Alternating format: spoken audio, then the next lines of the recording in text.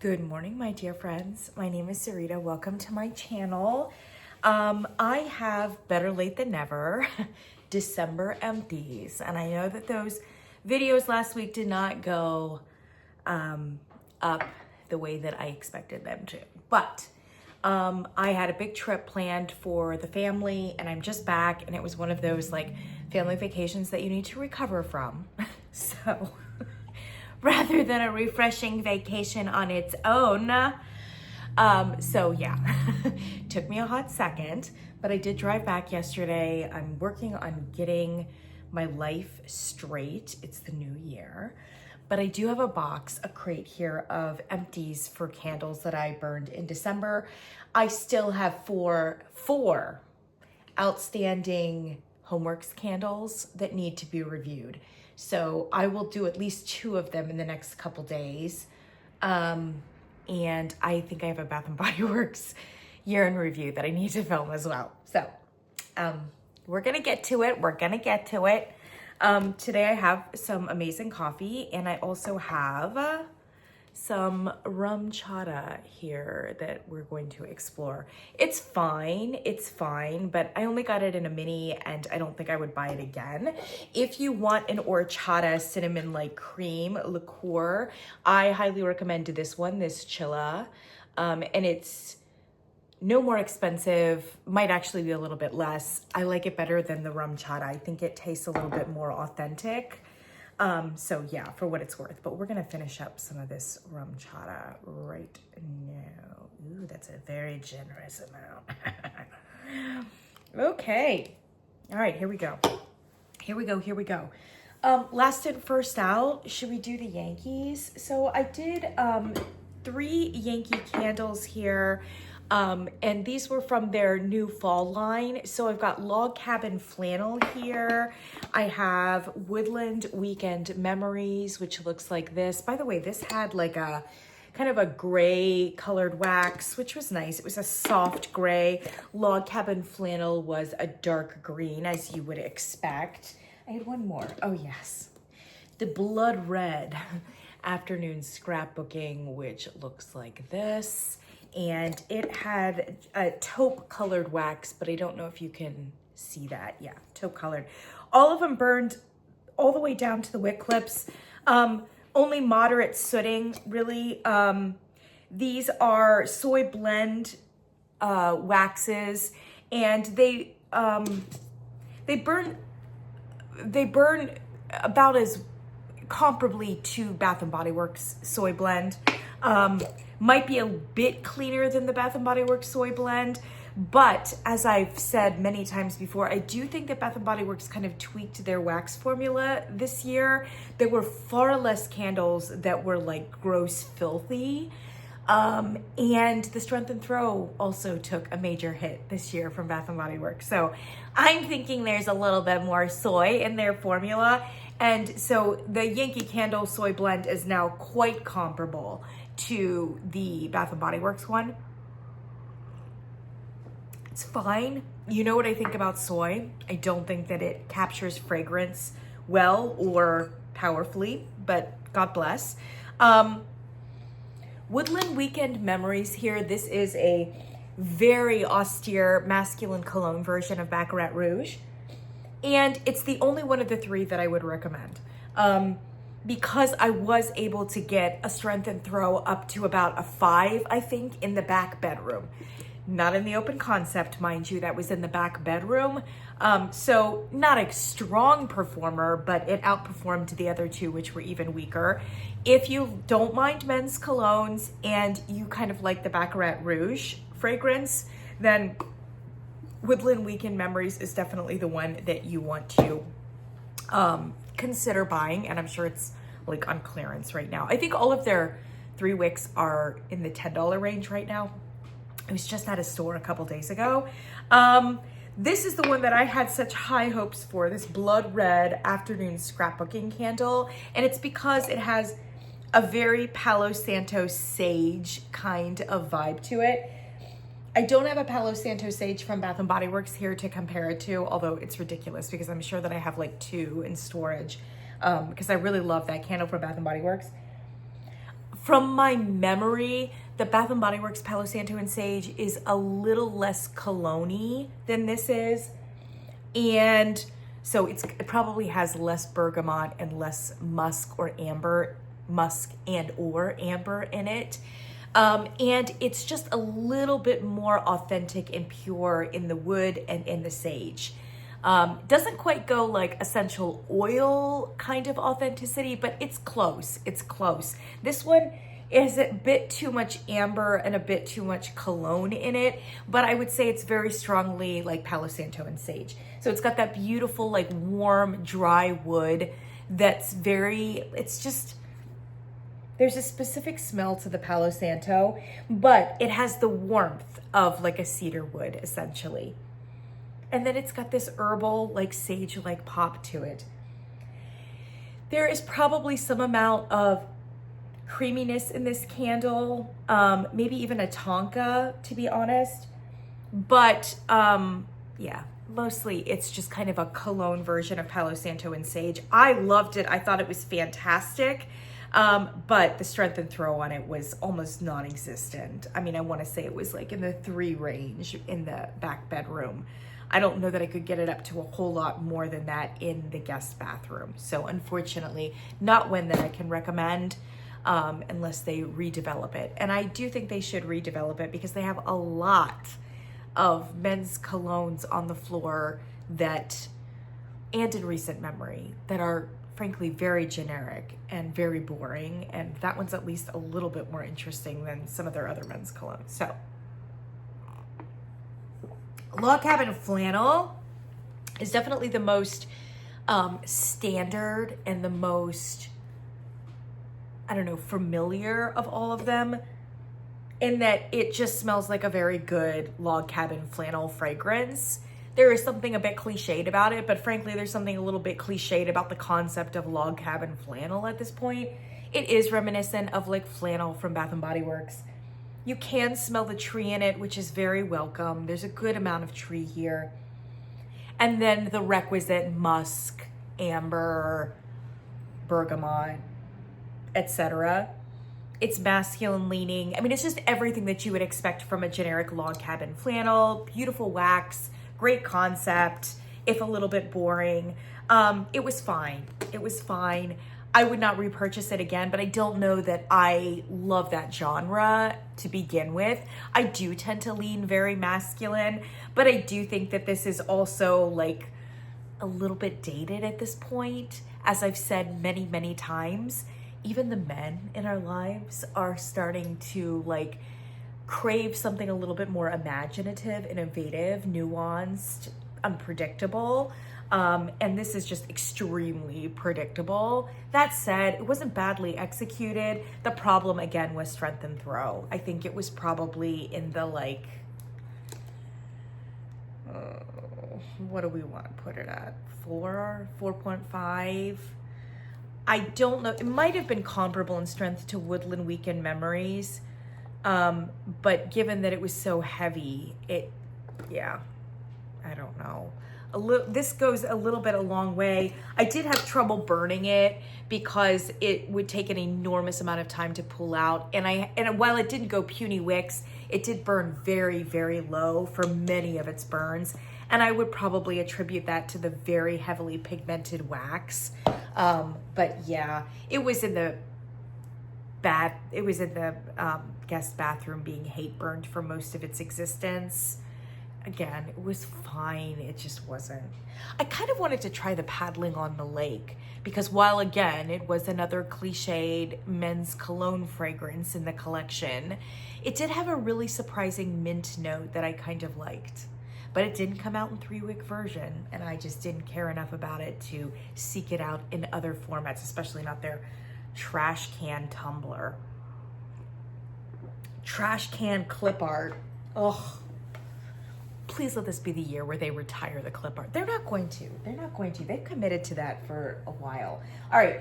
I don't think I have any other Yankees, so let's go to Bath and Body Works.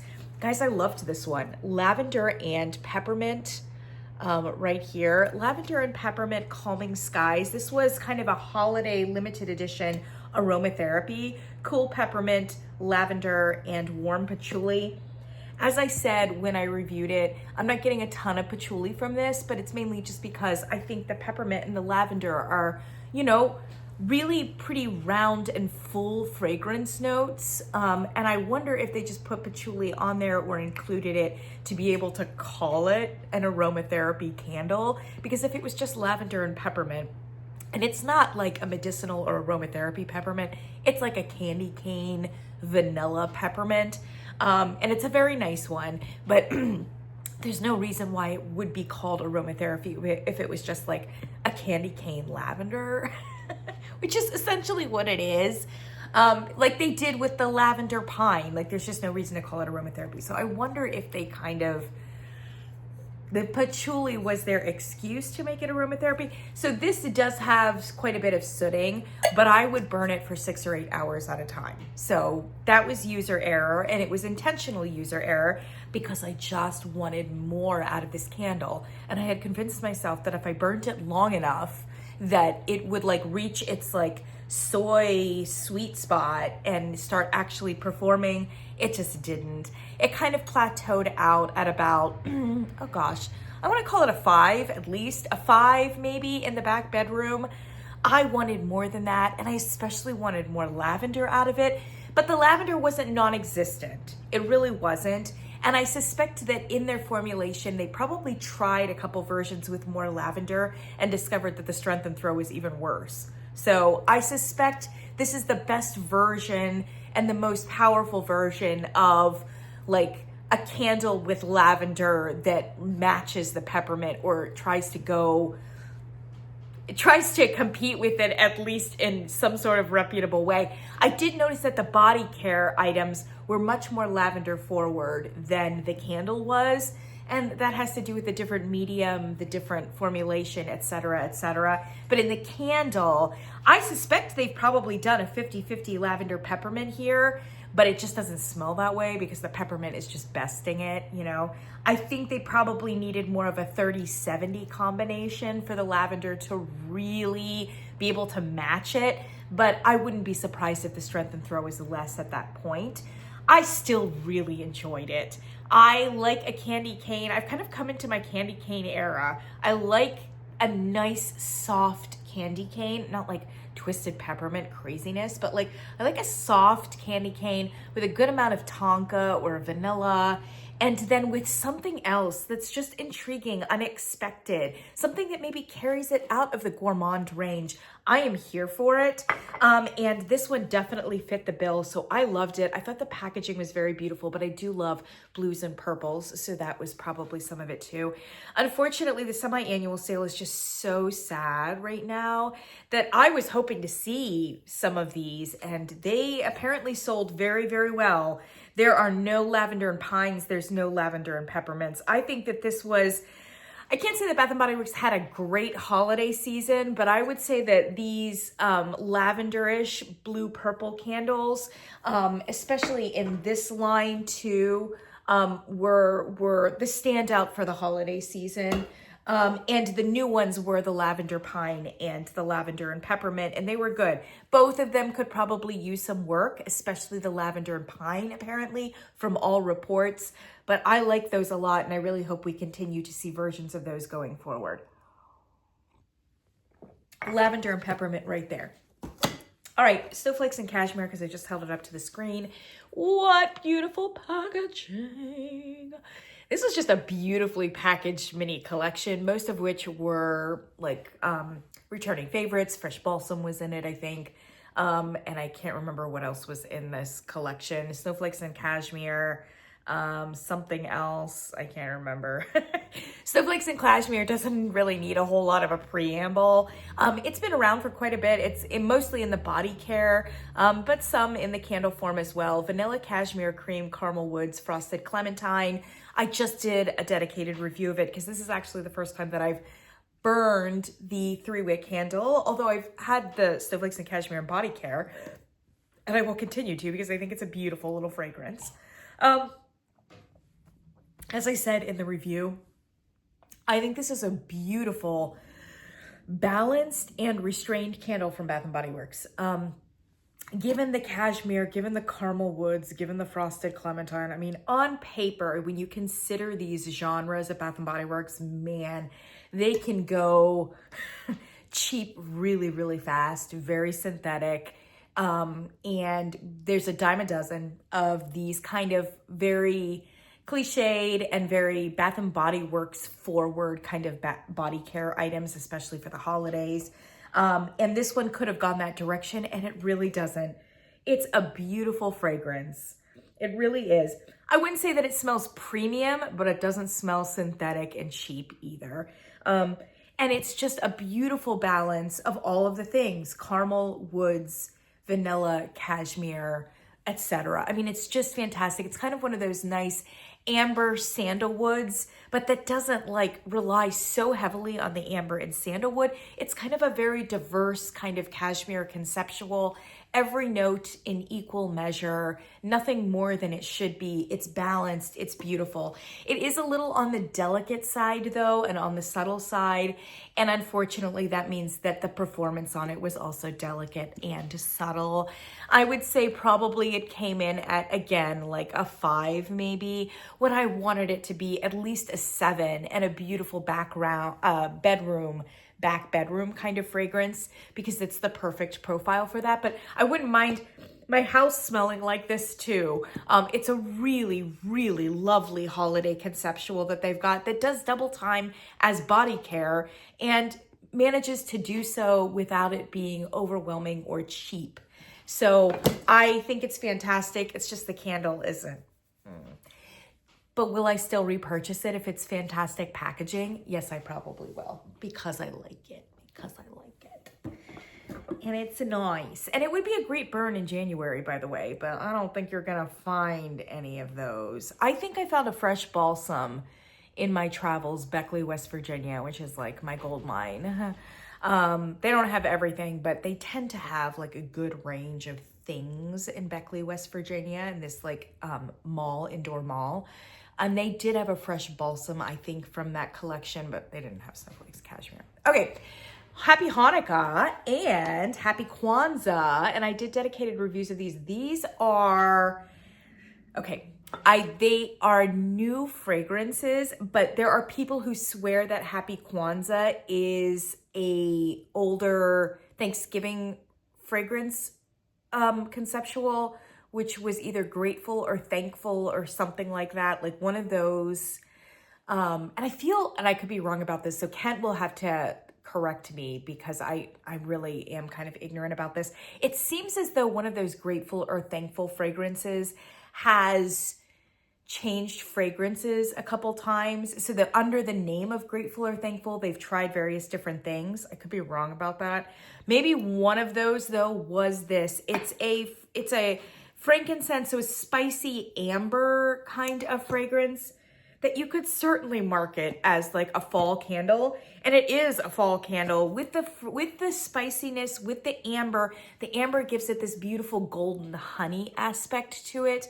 And that is going to be very fall-like. It's a beautiful, and I think actually more candle companies should do more of those kinds of honeyed amber fragrances in the fall, especially with some spice that's not just like pumpkin spice, but like some different spices. I think those would be fantastically seasonal without being another pumpkin spice candle or another apple spice candle, etc. Yeah, I think those are fantastic, but they could also work very nicely in January and February. You know what I mean? So this was a fantastic candle here, Happy Kwanzaa. It came in this shocking primary color green, but works well for the cultural colors here. Really great candle. This is, again, it has restraint and it has balance. And when I reviewed it, I said that it reminded me a great deal of the amber that Harry Slatkin uses in many, if not all, of his Homeworx candles. It's got this beautiful, like mid-range amber note that is rich without being heavy. And it's hard to get an amber note that is rich without being heavy. It's full, it's warm, it's everything that you want an amber to be, and definitely recommends amber in a way that it's not always recommendable.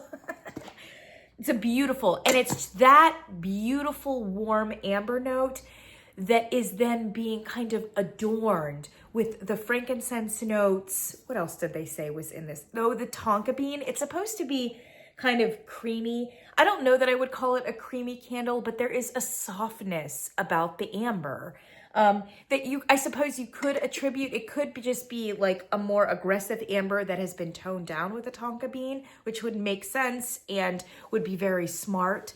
But it comes across really not as a creamy candle, but as a very rich and soft amber. Yeah, it's gorgeous. It's really gorgeous. The frankincense notes are just perfect. It's probably a combination of some clove, some vetiver, some anise, maybe even a touch of cinnamon, but we're talking a touch of it, a touch, you know, so that it doesn't smell like a cinnamon candle. It's allowing the other notes to kind of sound really great candle, and it performed decently. I would say it probably got, I can't remember how much I said in the review, so I apologize if I'm going to misremember, but I think in the back bedroom at least, it got up to a 7 for sure. Might have even been a 7.5 or louder than that. And I believe this was a candle that in the open concept was fairly decent as well. I think came in at least a 6.5 or a 7 in the open concept. So really a strong performer in that respect. And yeah, actually fairly versatile. So even if you don't celebrate Kwanzaa or these are not your color schemes, you know, there are always candle sleeves or candle hurricanes for that kind of thing. Really great candle, and I hope that one comes back. I really do. If it doesn't come back as Kwanzaa, they should definitely like repackage it as something else and keep that one around for sure. Again, great one for January, February. This fragrance for Happy Hanukkah, I believe is new. I haven't had anybody say that this has been a repackage of anything. Similar in that it also has incense in it and myrrh. It's got frankincense and myrrh as well. This one has cozy sandalwood, which you would think would be similar to the tonka bean. Doesn't mention amber, but I do think there's a good amount of amber in here as well. This one though has a very cool aspect to it. And I said that it comes across as an aqua note to me, a marine, like aquatic note. And I don't know if that's the case or not, or if it's just the myrrh that is giving off a very cool fragrance aspect to it. And it could just be that. And then the blue is like playing tricks on my mind and I'm thinking aquatic. But I do want you to think like the coolness and almost wateriness of an aquatic fragrance. That is what is in this fragrance profile, whether it comes from the myrrh or not. And then it's got the push and pull of the warmth of like frankincense, for instance, and the amber that I think is in this candle as well. So it's kind of a cool, warm fragrance. And it's a bit odd. It's a bit odd, but it is interesting. And I have to give them high marks for a very interesting candle. This one didn't perform quite as well as Kwanzaa, but it didn't do badly. I think it probably topped out in like the 5 to 6 range, you know? So it wasn't bad. It was kind of more of a back bedroom fragrance, and it was so odd and complex that I wasn't even sure that I wanted my bathroom to smell that way. I don't know that I like it. You know, like I don't know that I like the fragrance, but I appreciate it. And I just, again, this is why I'm still interested in Bath & Body Works as a serious candle reviewer.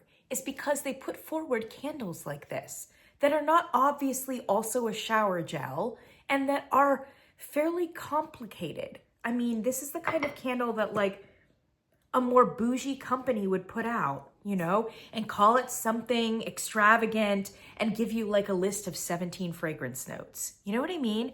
So really Bath & Body Works, they've invested heavily in the candle portion of their company and of their offerings. And they really give us a pretty healthy range of candles.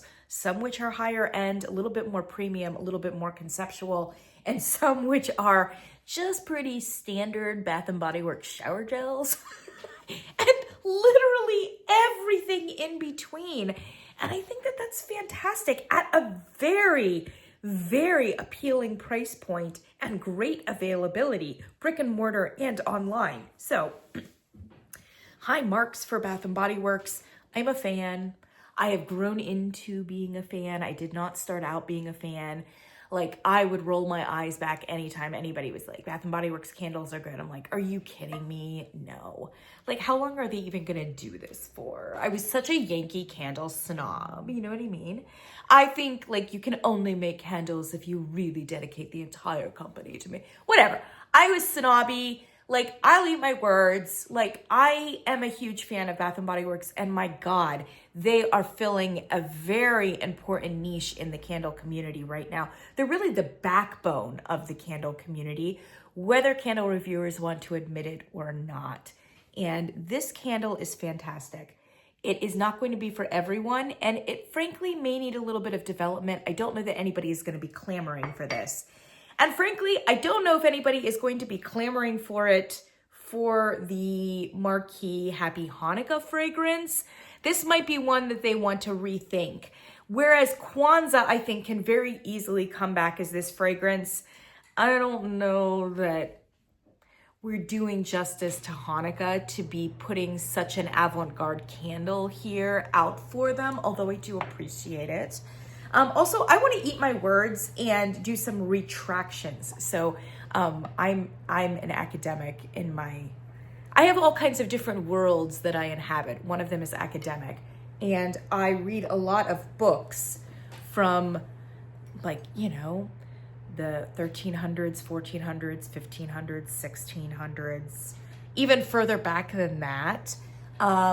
You know, into the 2nd and 3rd centuries. And here's what old authors would do when they couldn't just like edit things like on their blog or whatever else. But they would write a book or write several books. And often this would happen closer to your deathbed, right? When you were starting to go into the twilight years of your life or retiring as an academic in the 3rd century and the 4th century, you would look back at your oeuvre of works and you would have regrets. You know, I regret what I said in the treatise on being, page 35. And so they would often put out a little volume at the end of their life, or even as an addendum to like a late in life book. And it would say at the top, Retractiones. This is in Latin, Retractions. And sometimes it would just be like enumerated, you know, just bullet points. Page 35 in the treatise on being. I said X, Y, and Z. That is incorrect. Blah, blah, blah. And you would retract late in life all the things that you had said before that you kind of regretted, you know? But especially in those days, like, you couldn't easily just retract things by like going on YouTube and saying that you retracted it or like whatever else, or putting out another article and being like, oh, okay, yeah, I changed my mind on this, or I want to modify what I said. It just wasn't easy. Like, you put out a treatise, very few people got it because very few people were literate. Also, books were very, very hard to like hand make. So like there were very few like ways to be able to retract, and you just kind of did it all at the end of your life. Anyway, close parentheses. I have some retractions for the Happy Hanukkah. First of all, somebody said, and thank you for this, in one of the comments, they're like, I'm pretty sure that Happy Hanukkah Sufgania, like, jelly donut candle, I'm pretty sure that was new last year and it hasn't been around for 5 years. I said that the jelly donut had been the Happy Hanukkah fragrance for like 5 years. And then I thought about it and I was like, oh yeah, I think you're right. I remember when it came out last year, the Happy Hanukkah candle, and it was this beautiful like raspberry jelly donut fragrance note. And now that I think about it, yes, it was the first time that we had seen it. And there were the requisite comparisons to raspberry thumbprint cookie or whatever else, because it was a slightly new fragrance and the first time that it had been in the Happy Hanukkah. I don't know what was in the Happy Hanukkah candle before that point. Did they have a Happy Hanukkah candle? Probably a couple of years they did. I don't know that they've had it throughout. Can anyone tell me what the fragrance was before the jelly donut? Here's the thing, the jelly donut was fantastic. And I think they should go back to the jelly donut, the sufgania. I think that should be the Happy Hanukkah candle. I think it's very commercial, and I think it's very like mainline for their consumer demographic. This new one is just a bit too avant-garde. There are so few people who are going to like it. And when you only have one Hanukkah, like Jewish candle, like make it a candle that has broad mass appeal, right? I think that the jelly donut was it. Many of you said, and I am aware of this as well, that there were stacks of the Happy Hanukkah jelly donut candle at semi-annual sale after the fact. And it is very true. Greg from All About Candles really loved that candle. And he mentioned that, like, I mean, I think in Canada, it was like almost 12 months afterwards, you could still get that Happy Hanukkah candle, which is indicative of it, apparently it not doing as well as Bath & Body Works thought they would. But I'm gonna attribute that to the packaging and marketing.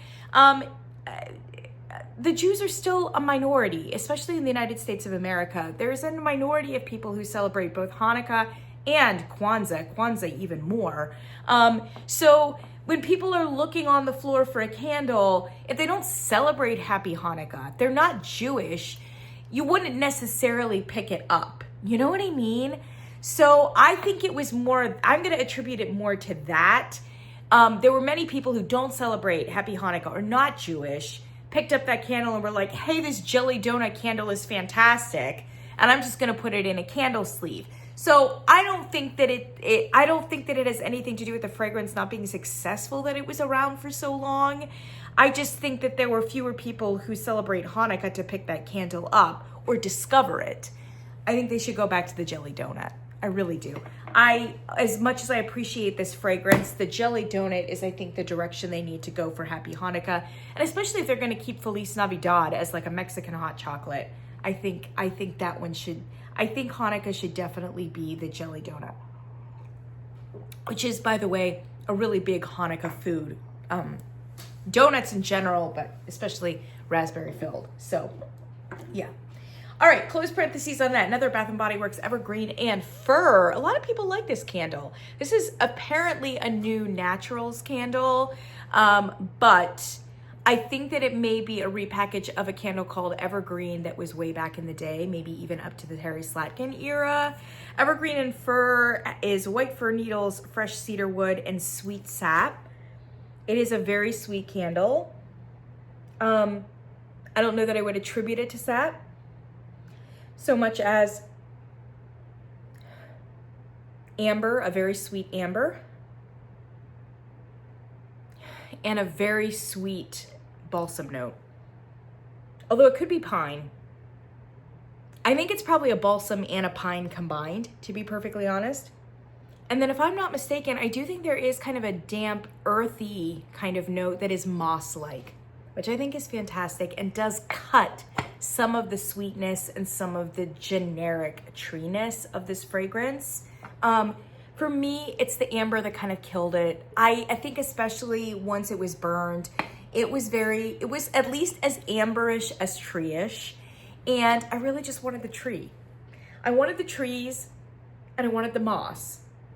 And I wanted the warmth. Oh, this says fresh cedar wood too. Yes. So the cedar wood is going to give it some dimension, some warmth, even perhaps some sweetness, depending upon the fragrance note that you use. I wanted just the cedar wood, the pine, the sap, the moss. I think it would have been a fantastic candle. I think they kind of overdid it with the amber a little bit. And while it's not a body care item, it just kind of went a little bit more conceptual and personal fragrancy than I wanted. The performance on it wasn't great at all. Even in my like master bathroom, I could really only get about a 4 out of it. And I liked it, so I kind of kept it in there. But like, it's one of those ones that I put in the master bathroom, and when I opened the doors, I could barely smell it in the master bedroom. Like, it just did not even come out of the master bathroom. So I can't recommend it on that level. Also, weirdly, this candle burned extremely fast. I mean, I think I got about 3 good burns out of it. I don't know what the density of the wax was, if there was a ton of soy in it. I have no idea. But it burned very fast. It didn't necessarily burn hot or sooty. It just was gone in the blink of an eye. But that was fine because I didn't really think it was that great. I would not repurchase it. I did like it better than there's been in the neutrals collection, maybe from last year, like a balsam and bergamot or something like that.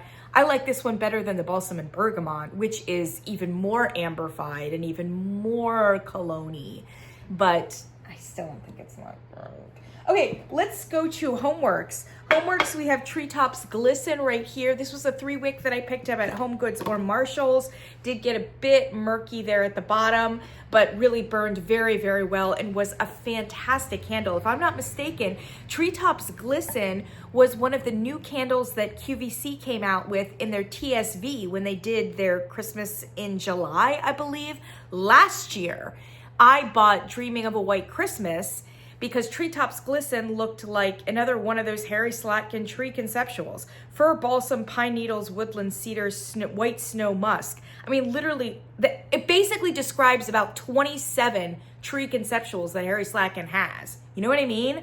So I was like, if I'm gonna get one, I'm gonna get this other Dreaming for Christmas that had like smoke and vanilla and tree and like, I don't know, all these different things. I think he even had some like candy cane in it. Like it was just, it sounded like a much more intriguing candle. It was an absolutely gorgeous fragrance. Dreaming of a White Christmas is fantastic, but the strength and throw was almost non-existent on it. Man, if they could go back to the drawing board and get that correct, that would be a winner. That would be a winner of a fragrance and very fine. This one right here is not necessarily new or special or groundbreaking for Harry Slatkin. It basically is the best version or a combination of about 12 different tree conceptuals that he currently already has in his catalog. So I'm gonna say that right off. But the good news is that this one was so good and performed so well that we can retire all 12 of those other Christmas tree conceptuals. And he should. We can't even keep track of these candles anymore. This one was just brilliant. It was literally a combination of about 12 different fragrances that are like half of what this fragrance is, or a fraction of it. And the strength and performance was fantastic. I mean, this candle almost got up into the 8 range in the open concept with 3 wicks. So, and it's got a darling photo and a darling name, Treetops Glisten. This is the kind of unsung hero of that TSV that didn't get any buzz and should have. But how are you supposed to know that? I mean, I just picked this up at Marshall's this year in a 3-wick. Not expecting anything. But even I did not buy this candle in the TSV, you know? And unfortunately, because his fragrance notes are so similar across about 27 different candles for the holiday season, and the fragrances are so similar, it's kind of hard to keep them straight, and hard to know if you should invest and try another one, if you know what I mean. This is where candle reviewers really come in handy, and I'm here to tell you that this one is absolutely worth your time and energy. And if you've got another like 6 similar candles from Harry Slatkin that come in at half strength or half fragrance, then this is definitely the one that you want to go to going forward. And I certainly will be. I would repurchase this absolutely. And I don't even have to consider a few of the others now that were similar to it, but not quite as good, right? All right, Orange Clove is another one that I think is fairly recent. And again, another one of those QVC-ish ones, I believe. I don't know how new it is, but I want to say that it's fairly new. This is Sparkling Orange, Crushed Clove Buds, Spiced Honey, and Exotic Woods, which is kind of nice. I mean, it's giving us a candle that is an orange pomander plus a honeyed plus an ambered, right? This is one of those candles, though, where I just think it went well overboard on the amber. And the amber with the clove, and it may even have a few other associated incense notes in it, carries it further away from orange pomander and much more into the frankincense kind of genre. I found it off-putting. This is one of the very few candles from Harry Slatkin where I thought the amber note was heavy-handed and brassy. And it kind of overtook the candle with the clove notes into a very like harsh frankincense place, like a harsh incense place. And then the orange was welcome there, and you can sense the orange. The orange is there, but it ends up kind of sounding at about a 30% to a 70% incense amber. And really, I want the orange to be at least 50%. And I'm not even an orange fan, but like the heavy amber incense notes here need something to lighten it up, to brighten it up across the board. This is one of those candles too that might actually be good with a little bit more creaminess, like a tonka bean maybe, even a vanilla. And I know that that would make it a completely different conceptual, but I just think this one needs to go back to the drawing board. I did not enjoy burning this. I just didn't. I didn't enjoy burning it. It did have fairly good strength and throw though. I mean, in the open concept, it was at least a 6.5. I just didn't want it to be. Ugh. So that's that. If you're an orange pomander fan, you could check it out, but I just think that it's actually more of an incense candle with a heavy amount of orange rather than a true orange pomander. I don't think you're gonna like it. I certainly didn't. And I tend to like spiciness, exoticness, masculineness. I didn't love it. All right, very early, and actually I think that this was a burn for November, and I just didn't review it until December. Amaretto pumpkin, and I believe, Amaretto pumpkin, where's my, the other one that is the same candle is the toasted vanilla pumpkin. Toasted vanilla pumpkin is the same fragrance, and I bought them both from Marshall's, but now I remember I only burned Amaretto pumpkin, and then I decided that I didn't like it well enough to burn the toasted vanilla pumpkin, but that I knew that my stepmother would love it. So I gave it to her for Thanksgiving. But I did have a toasted vanilla pumpkin, which is the same candle. I don't understand why, again, Slatkin doesn't just retire. I would retire, if you watch my review, I would retire the Amaretto pumpkin. Because while it does smell on cold, like an amazing amaretto, you get that nice, like sweet, liqueur-ish, but not really. I don't think there's a boozy note in here, but it's got that like almond extract, but a sweetness and a fullness to it, which you would associate with like an amaretto. And it reminds me of the amaretto note that is in the Bath and Body Works pumpkin, that new pumpkin one, the pumpkin nut butter. The new one that just came out, the limited edition, has that amazing, fresh, bright kind of almond amaretto smell on cold. In neither candle, though. In fact, no, I don't have it. I must have talked about pumpkin nut butter as an empty in November. In neither candle, this Harry Slatkin pumpkin amaretto or in the Bath and Body Works pumpkin nut butter, that beautiful, fresh amaretto note did not translate once it was burned. So it must be a very difficult fragrance note to amplify once burned. It kind of transforms back. It's almost like the liqueur or the sweet candied dimension of the amaretto gets burned off, and it leaves you with like a toasted almond, just a straight up toasted almond. No amaretto, if that makes sense. That's what happened not only to this candle, but also to pumpkin nut butter. There's just a beautiful, delicate, sweet amaretto note in both candles that just doesn't sound once it's burned. Once it's burned, you just kind of get, in the pumpkin nut butter version, a very strong toasted nuttiness. And in this candle right here, amaretto pumpkin, it was a very strong toasted. I don't know that it was nut. I don't know that it was as nutty as the pumpkin nut butter from Bath & Body. It was just a strong toasted. And so I'm actually not at all surprised that he repackaged it shortly thereafter as toasted vanilla pumpkin. He didn't even bother with anything nutty, right? It is a very toasted, warmed kind of dimension to the candle. It's a pumpkin spice that's very toasty. Toasty and roasty and vaguely nutty, but nowhere near as nutty as was promised with an amaretto pumpkin, which has all of these nuts on the front, but also not promised.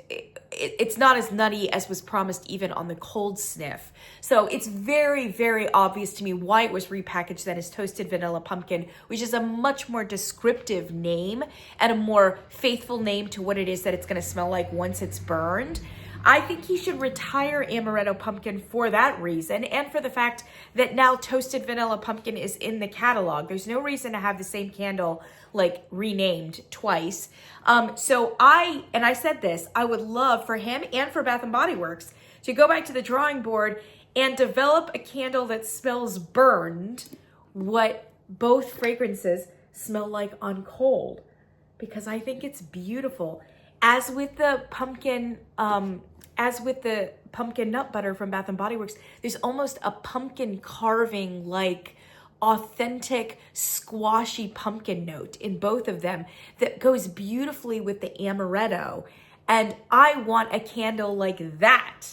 I want that candle. It just didn't burn quite that well. Performance was fine, could have been stronger, but it was fine. I think it's a nice candle, I do. And I think a lot of people will be happy with it, especially if you're a gourmandy. It's just kind of like a pumpkin spice candle with a beautiful toasted dimension to it. So it's a fine candle. I probably won't repurchase it because I just didn't like it well enough to stock up on it. And to be honest, I kind of was disappointed by the bait and switch. I really wanted the candle that I smelled on cold. Here was another Harry Slatkin one that was very interesting and odd and fairly new. I believe this is new for this year, this Autumn in the Park. It's this oversaturated lake scene. And I believe that this is 2.0 fall foliage. What was the fall foliage can? Woodland? No, it wasn't a woodland foliage. It was a autumn foliage. Autumn lake foliage. Oh, I can't remember it. I can never remember it. Remember the maligned dill pickle candle from last year? That candle that he rolled out in the fall, that again had a lake scene kind of vibe to it. Autumn foliage. Something foliage, you know what I'm talking about, but had a very aquatic cucumber kind of note to it, along with spices that were like herbal spices that made it smell kind of like a dill pickle. A very strange candle. I mean, like way stranger than this Hanukkah candle, but kind of in the same vibe because it had a cool push and pull with an aquatic and then with some like autumn herbal qualities to it. It's just very odd. It's very odd, that combination. I burned the foliage one and it performed great. It really did. It had above average strength and throw for Harry Slatkin, at least the recent Harry Slatkin Homeworx candles. But man, that fragrance was odd. And unfortunately, the association to the dill pickle really killed it.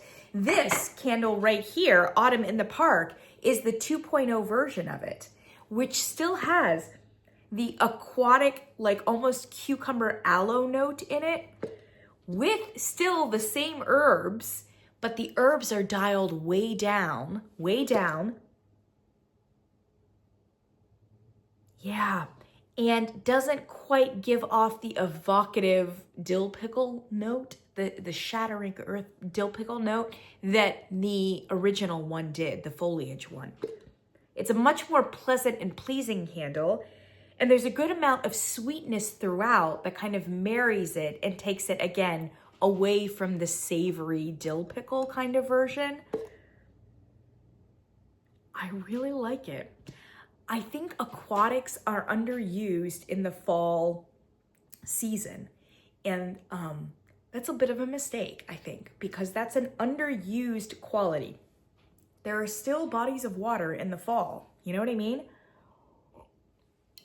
And they're often used conceptually, and actually I think Yankee Candle uses them conceptually quite a bit. This year, for instance, had paddling on the lake.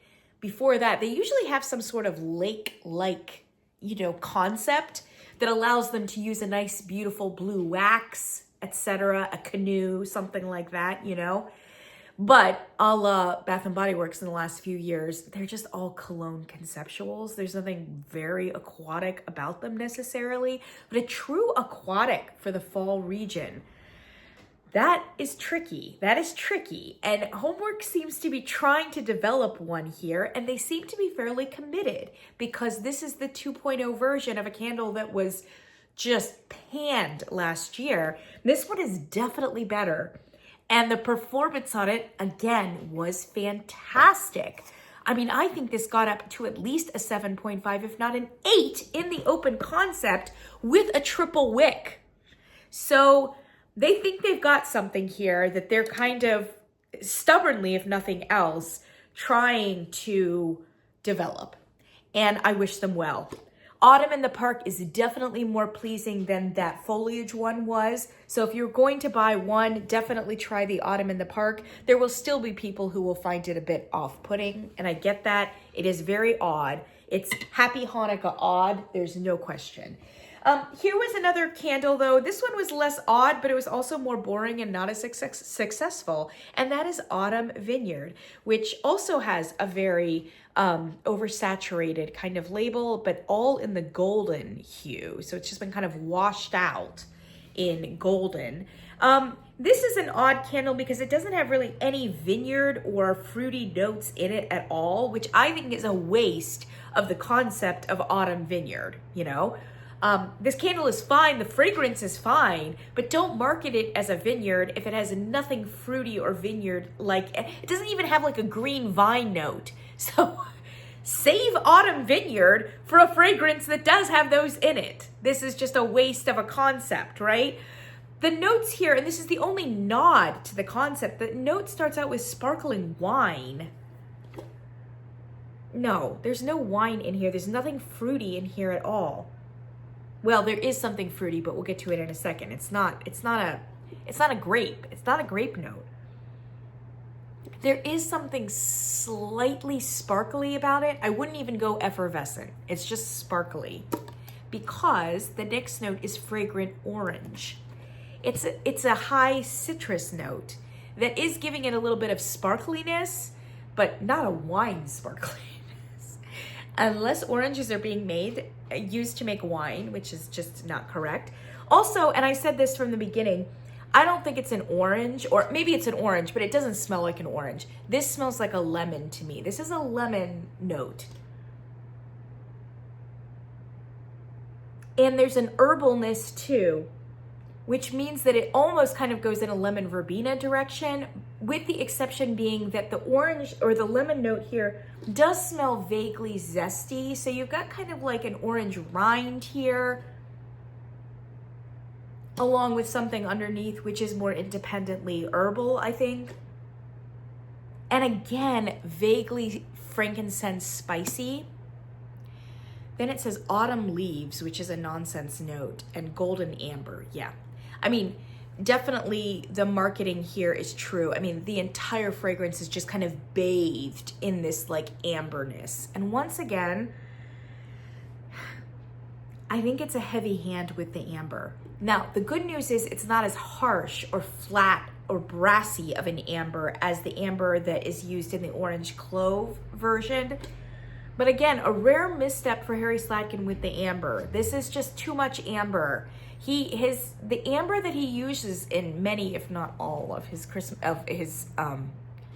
candles across the board is a beautiful amber. Again, rich without being heavy, a little bit higher, blends beautifully with all the other things, and generally plays second fiddle to all the other notes in the candle, often rounds things out or gives it kind of like a vaguely perfumey aspect. Here, it's just kind of, it's almost an amber candle with lemon and spices. It's not a bad candle, and I think the fragrance has a great deal of potential. Again, it's a great like September, October kind of candle. It's giving us something a bit different from the usual cliched fall fragrances. The performance on it was terrible though. I mean, it was like one of those candles that in the guest bathroom was giving you like a 4 on a good day, you know? So it just needs a great deal more development. I think this is a very underdeveloped candle.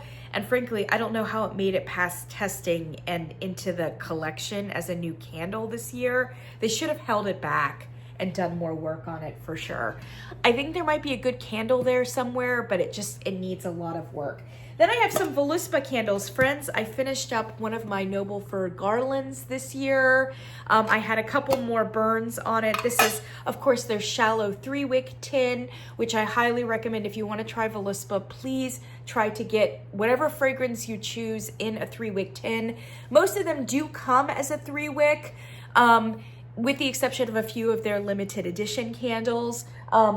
The 3-wick is what you need to have any shot at good strength and throw from a Voluspa candle, and even with a 3-wick, you might come up short. But given that they're a 10 and not the embossed glass, the price point is much more approachable. And actually, Voluspa's prices are approachable across the board. I think these 3-wick tins come in at $28, but sales are not unheard of. I tend to want to get it 20% off.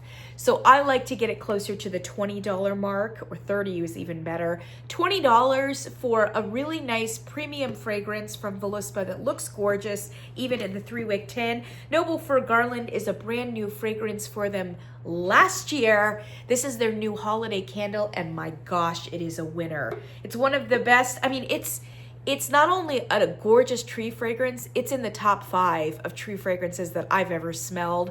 It has a beautiful, warm, herbal, almost green parsley note pop at the top that just transforms the spruce and makes it something original, something you haven't smelled, but something also super authentic.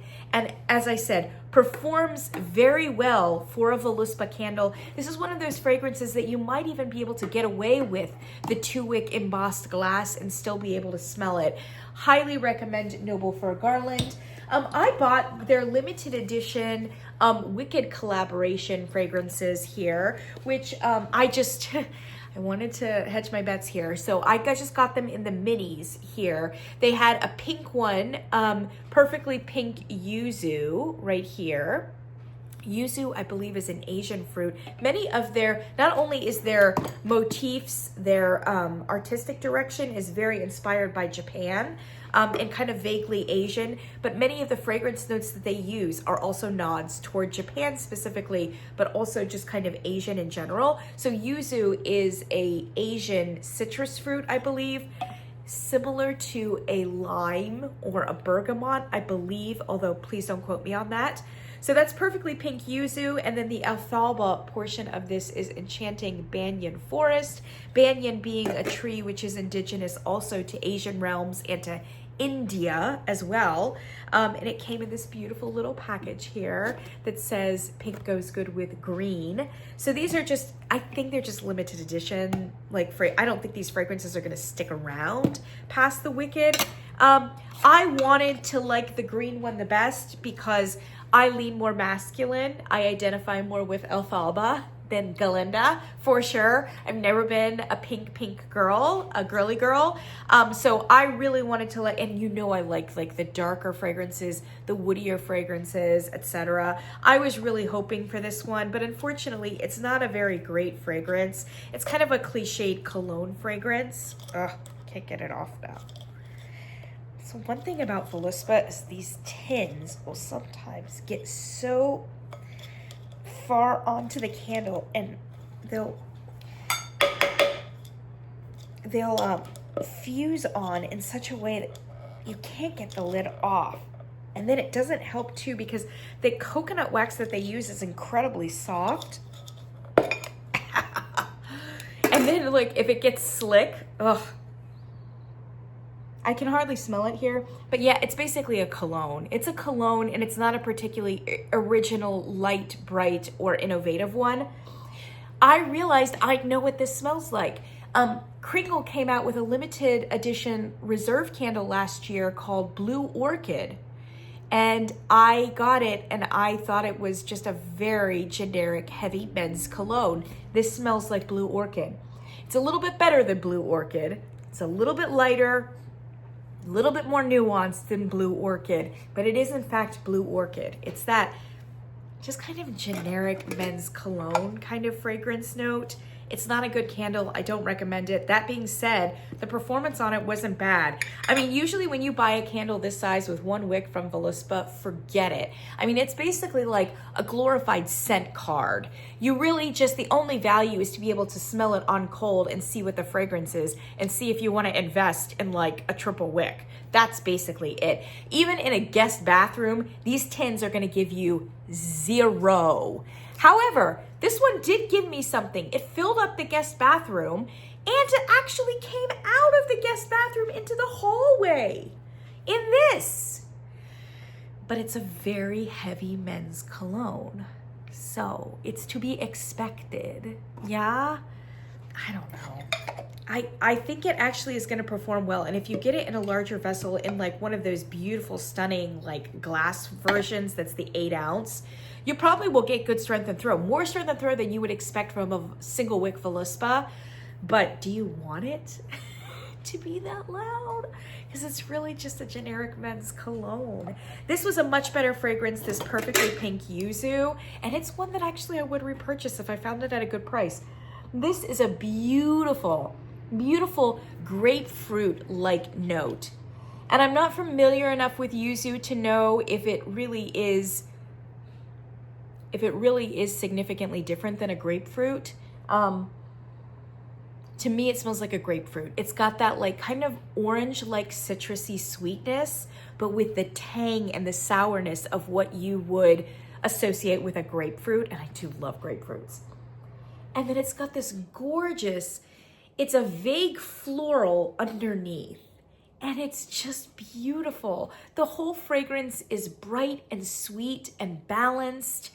And the sourness and the tanginess of the citrus fruit, which they're ascribing here to yuzu, cuts some of the sweetness. So while it is a girly girl sweet fragrance and packaging marketing, the sourness and the tartness of the citrus fruit actually makes it more balanced. So I actually like it a great deal, and the fragrance itself has more yin and yang than it probably should, being the girly version, and actually is a great kind of representative candle for both. It's like Alfalfa and Galinda in the same candle, and I really like it a lot. It would be a fantastic candle for January, February. It's got that like girly freshness, but with the citrus note that makes it a little bit like very like late winter, early spring, rather than like full blooming spring. And the citrus notes and the grapefruit notes are fantastic for January. There's a freshness to it, a brightness, but also like almost kind of like a clean, fresh aspect that feels great for January. So this is, if you can find this at a good price, I do recommend this candle. Unfortunately, the strength and throw was not as good as with the Bewitching Banyan Forest. That said, it did fill the guest bathroom. And it's more than can be said for most versions of this size from Voluspa. So maybe it's indicative of the fact that the strength and throw won't be bad for Voluspa. There's the caveat. You just really need to kind of adjust your expectations with the Voluspa candles. All right, then I finished up 2 of my favorite winter candles here. They were minis. This is Fraser Fir from Times. Does not need any introduction or preamble. This is a classic. It'll always be with us. It's one of my holy grails for the holiday Christmas season. This one and frankly, Noble Fir Garland are my 2 fragrant tree fragrances. They're both fantastic. This one, of course, is the most classic here. And it has been duped by Kringle as Christmas. They just call it Christmas. If you can get either of them, you'd be real happy. The Christmas from Kringle usually comes out in many different formats and is going to be a lower price point than the Fraser Fir from Times. Fraser Fir from Times is a very expensive luxury price point. So just be aware of that. I think this little thing right here was 16 or 20 bucks. So that goes to show you. However, if you want to get the original, I think you'll be happy with it. And I actually think the Strength and Throw is much better on the Times version than on the Kringle candle one. So there's that too. It's kind of like you get what you pay for. It's the holiday season. Splurge, get Fraser Fir from Times. This is, right now is my favorite orange pomander candle. This is from the candle company Agraria from San Francisco. Again, very luxury price point, very classic kind of textured glass aesthetic for all of their candles. They just kind of differ in size. This is bitter orange and it's gorgeous. It is a very beautiful orange pomander that is perfectly balanced, orange to clove, very authentic, and it's got a vague smokiness underneath it all, and I really, really love it. I love it. So this is bitter orange from Agraria. Right now, it's my favorite orange. And I can't say I'm a huge orange pomander fan, but I really like that one, and I especially like the smokiness of it as well. I did burn a candle here from Callian Wax Company. I had never burned from them before, and I bought this one from Whole Foods because it was stunning. This is Plum and Amber. Oh gosh, it's so good. Plum and Amber. This is very similar to a candle from Village Candle, which goes under the name Sugar Plum, or it's the fairy one, the fairy candle. I can't remember the fairy candle. Ask Greg from All About Candles. He knows this candle. We both adore it. It's this amazing, almost wine-like plum with some vague spiciness, a gorgeous amber underneath with some musk, just dark, deep, jammy gorgeousness. In the same version, or in the same category as Santiago Huckleberry from Voluspa. I actually almost like this one better than Santiago Huckleberry on cold, but it did not perform at all. Like, in a guest bathroom, I could hardly get it up to a 3. So there's that. This fragrance is actually a Whole Foods Market exclusive. But when it went on sale in December, I bought it. I had really high hopes. It had 2 wicks, but yeah, doesn't bode well for Callian in my book, but maybe that's just an anomaly. I also melted a something. It's been so long ago, I can't remember what it was.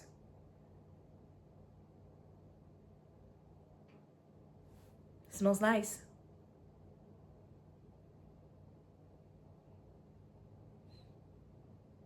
Might have been a Kringle.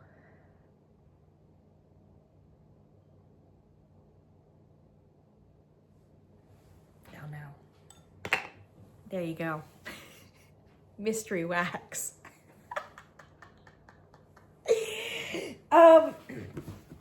That's it. We're done. We're done. December is done. Not too bad. Not too bad. And like I said, I've got 4 Homeworx candles that I burned too. I just haven't reviewed them yet, so I'm not going to put them in here. I'll review them shortly. There you go. December. Wasn't bad. Was not bad. Underrepresented fruit. I had some orange candles, but I didn't really have any like cranberry or berry-ish candles, which now I'm craving because I haven't burned them a whole lot. Ooh, the grapefruit was good. It's time to do some fruits. I think I need some fruits in my diet, in my candle diet. All right, friends, that's it. I don't have any other things to say. I know I owe you a Bath & Body Works year in review, and I owe you these 4 Homeworx candles. I think that's it though. Oh, I have a Homeworx haul that I never got to. I bought one of the Slatkin Elton John things, and I haven't burned them because it's going back. I've never returned anything from QVC, but I'm going to return these because I can tell from being on cold that they have no strength and throw, and then all the reports say they have no strength and throw too. So I'm just not playing that game. But when I do the Homeworx haul, I'll definitely drag them out and explain and, you know, that kind of thing. So there you go. So I've got a few things coming up. Happy New Year. Let's burn some candles this year. Yeah? 2025. Let's do it. Think about all the candles that are going to come out that we don't even know what they are.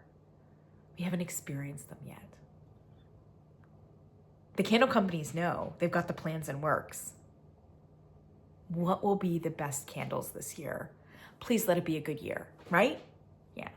All right, my friends. I'll catch you in the next one.